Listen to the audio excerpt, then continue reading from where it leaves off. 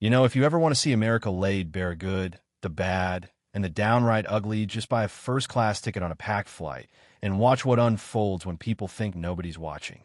That's how I wound up with the kind of story you only believe if you've seen it with your own eyes, something that starts off so wrong, so infuriating, you almost want to turn away, but then somehow spins all the way back around and leave you believing a little more in justice or maybe just karma.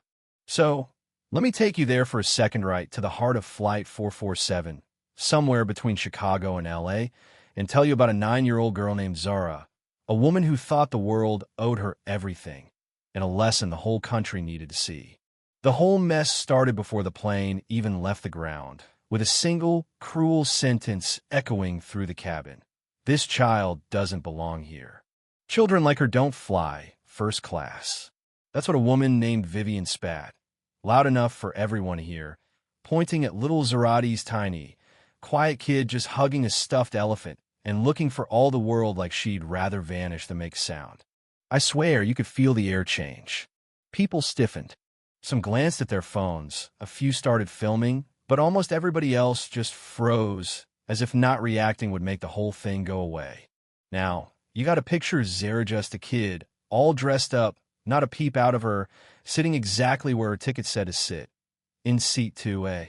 She wasn't making noise or causing trouble, just reading a picture book about airplanes, kicking her legs, and clutching that elephant like it was a life raft. But Vivian, standing there with her perfect nails and knockoff designer bag, kept pushing, her voice dripping with that venom some people have when they're certain of their own importance. People like that family can't afford these seats, she said, acting like she was protecting first class from an invasion. The flight attendant, Sarah, trying her best to stay calm, knelt down to comfort Zara, but even she looked rattled by the way Vivian kept escalating things. Security was already on the plane before anyone knew what hit them, summoned by Vivian herself, who told them straight-faced, "Mind you, at Zara, this 9-year-old was a threat." That's how wild it got. But here's the real kicker: Vivian didn't know who she was messing with. Not in a million years. Because what she set in motion was about to flip her world inside out. If you believe in justice, or heck, if you just want to see a bully get what's coming, strap in. But before we hit the climax, let me back up a sec. Because you got to know where all this started and why one phone call was about to set the whole story on fire. See, just that morning, across town in one of those Chicago neighborhoods where the grass is always trimmed and the houses look like little palaces, Zara was having pancakes with her mom, Victoria. And Victoria wasn't your everyday mom. She ran an airlinea big one, owned jets, wore business suits sharper than a razor, and had built a life for her daughter that most folks can only dream about. But she'd always kept Zara out of the spotlight. No special treatment. No bodyguards in tow. Victoria wanted her kid to grow up real, to know how to handle herself without the shield of money or power. So, when Zara said, "Mommy, I want to fly to Daddy's by myself. I'm big enough now," you could see the pride and worry wrestling on Victoria's face. After a pause, she gave in on one condition. No special treatment. No announcements. You're just another passenger. You know what I mean? The way moms try to give you the world, but also make sure you don't get lost in it. Meanwhile, in a cramped apartment that smelled like old takeout and broken dreams, Vivian Ashworth was having a whole different kind of morning. Eviction notices on the counter, bills stacked up like a game of Jenga, and a heart full of bitterness. She was 52, almost out of chances, and clinging to the illusion of success with every ounce she had left. Desperation drove her to buy a first-class ticket to Lamoni she didn't have because, in her mind, showing up broke was better than not showing up at all. Let's cut back to the airport. At the gate, the difference in how people were treated was night and day. Jennifer, the gate agent, all smiles and warmth for two little white girls flying alone announcements, treats the royal treatment. But when Zara came up, ticket in hand, Jennifer's whole vibe changed. No eye contact, barely a word, treating her like a problem, inspecting her ticket like it was forged. "Are you sure this is right? These tickets are expensive." The implication was plain as day. Still, Zara, resilient as ever, walked that jet bridge with her head held high, sat in her seat, and tried to disappear into her book. But the world wasn't done with her yet. Not by a long shot. Vivian boarded, eyes scanning the cabin, heart probably pounding at the cost of the seat she couldn't afford. The moment she spotted Zara, her face twisted with disbelief. She marched right up, that fake smile barely hiding the contempt. "Sweetie, I think you're confused. This isn't your section." Zara, confused and scared, handed over her boarding pass. Vivian inspected it like it was evidence at a crime scene, then turned up the volume loud enough for everyone to hear. "This is first class. This is for successful, important people, not people like your family." You could feel the temperature drop. Zara tried to stand her ground, voice quivering. "Ma'am, this really is my seat." But Vivian wasn't having it. She started a scene, dragging Sarah, the flight attendant, back into it, insisting there was a mistake. Sarah checked the tickets, confirmed everything was in order, but Vivian wasn't about to back down.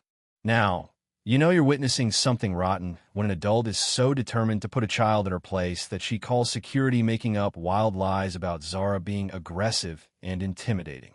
I mean, come on. She was 9, reading a book about airplanes. But here's where the story spins, because while all this is happening, Zara, in tears now, finally whispers, "Can I call my mommy?" And Sarah, bless her heart, hands her a phone. Now, this is where you start to hear the Jaws theme in your head if you're Vivian. Because the woman on the other end isn't just Zara's mom. She's Victoria Montgomery, the CEO of the whole dang airline. And let me tell you, when word gets out that the little girl in seat 2A is the owner's daughter, everything changes in a heartbeat. Within minutes, security, the captain, and Victoria herself are storming down that aisle, trailed by a legal team and security detail. Passengers are filming, whispering, Googling Victoria's name. Faces pale as the realization hits Vivian hadn't just picked the wrong fight. She'd picked the worst possible one. Victoria goes straight to her daughter, hugs her tight, then turns to the cabin, her voice cutting through the chaos. "You saw a black child in first class and assumed she didn't belong. You made false accusations, tried to criminalize Hermie's daughter because of the color of her skin." The whole plane goes dead silent. Vivian tries to backpedal, but it's too late. Victoria bans her for life, not just from one airline, but every property, every partner, every possible future flight. Legal notices are served right there in the aisle. And then, as security escorts Vivian off, the cabin erupts in applause. Justice isn't always pretty, but in that moment, you could see people's faith in it get a little boost. The real twist, though, it's Zara. Amid all the adults apologizing and offering support, it's Zara who says the thing that makes everyone stop. "Mommy, I hope that lady learns all kids deserve to be treated fairly, no matter what they look like." Sometimes it takes a kid to remind us what's actually at stake. By the time the flight lands, the whole thing's gone viral. News stories everywhere, videos racking up millions of views. Victoria launches new training and anti-discrimination protocols across her company, starts a foundation to fight racism in travel. And Zara, she becomes a symbol of grace under pressure. As for Vivian, she loses her business deal, her reputation, and maybe her sense of entitlement, at least for a while. The lesson? In America, sometimes the world tries to shove you into a box you don't belong in. Sometimes it's a gate agent, sometimes it's a stranger on a plane, and sometimes it's just the little voice in someone's head that tells them who's worthy and who isn't. But if you stand your ground, and if the right people show up at the right time, you can blow the box apart. So now, let me ask you, what would you have done if you'd been on that flight? Would you have spoken up, or just watched it unfold? Do you think real justice was served, or is there still work to be done? Drop your thoughts below, because every voice matters, and stories like this only change the world if we talk about them. And hey, if this fired you up, hit like, share, and subscribe. Let's keep this conversation rolling.